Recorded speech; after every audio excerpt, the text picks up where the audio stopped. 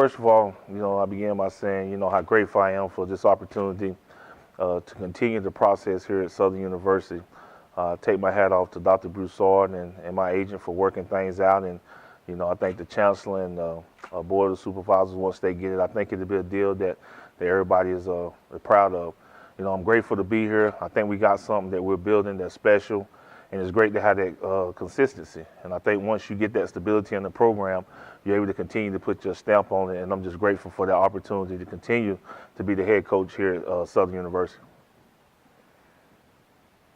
When y'all started talking details in the contract, what were the things that were most important to you? Well, just a commitment to moving the program forward. I don't think, as a head coach, you do it by yourself, man. So you got to make sure that those other guys that are working hard, that you get things in place for them also. So I think once we got on the same page with that and the amount that we could do for those guys, I'm really appreciative to be able to have a pool to increase our coaching salaries and so that these guys can have a better, a comfortable living lifestyle also. Also, it'll give you a chance to, in case you lose some guys, to have a better pool to attract, guys that you think can come in from other places to be a part of your staff. So I'm just grateful for that opportunity. There were some fans that got a little nervous when they heard the alma mater was over. It's the alma mater. You kind of, it is what it is. But why do you feel like Southern is kind of, I don't know, maybe started to feel like home?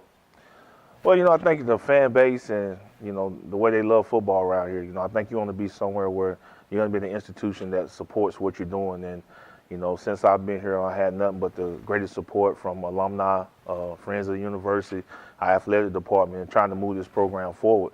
And I just think you got to have that if you want to build a tradition. We had that before, we let it fall off, but I'm about sustaining that and moving this program forward. So just looking at all the pieces that we have, all the players that we have coming back, and the opportunity to do something great here. We're improving our practice facility in the off season. So it's things in place that show me that they're committed to continue to keeping this program at the top.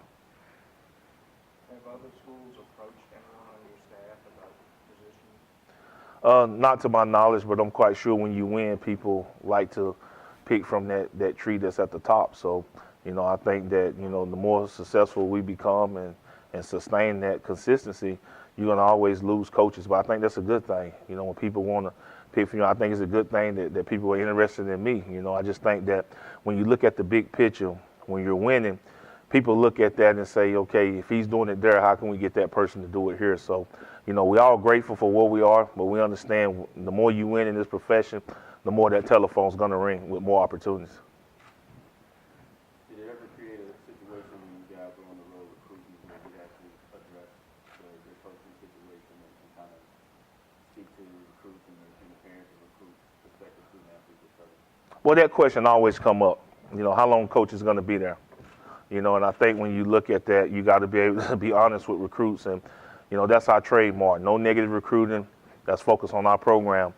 And at that time, the only thing I could tell them is that, I'm here today and we're working on some things to get me here long term. So now we're able to go back into the homes of the young men after Christmas and let them know that hey, we're going to be here at least until you graduate. And I think that's great when you start talking to freshmen and even the transfers and JUCOs that the coach that's recruiting them is going to be here. So it creates a sense of stability in the program.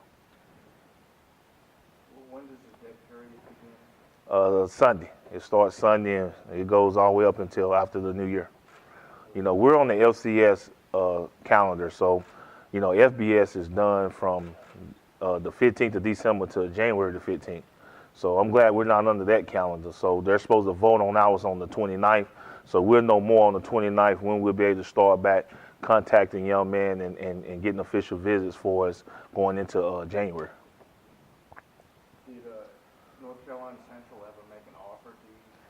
Well, when I got to North Carolina Central, it was more of an interest deal, and they never made an offer to me, and I think that's their loss, because I'm a different kind of guy.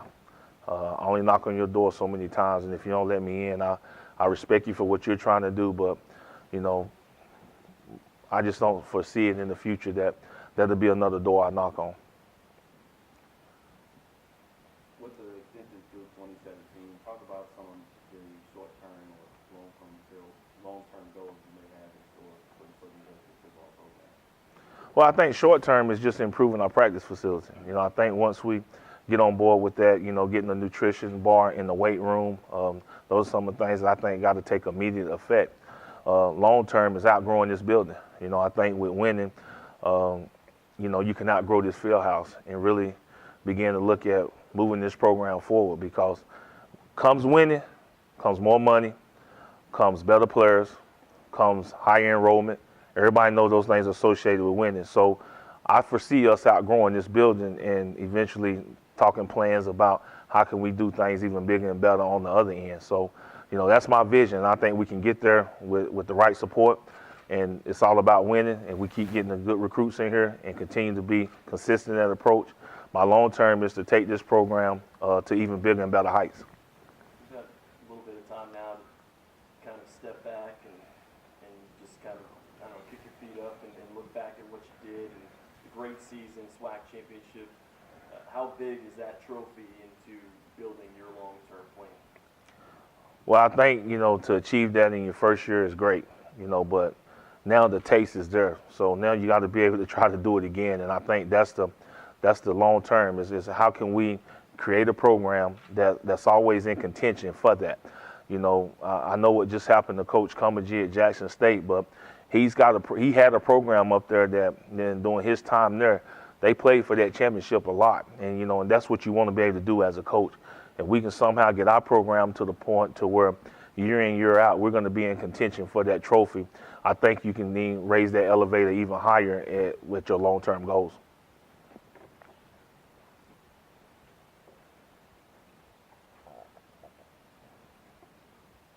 If there are no more questions for Coach Odums. All right.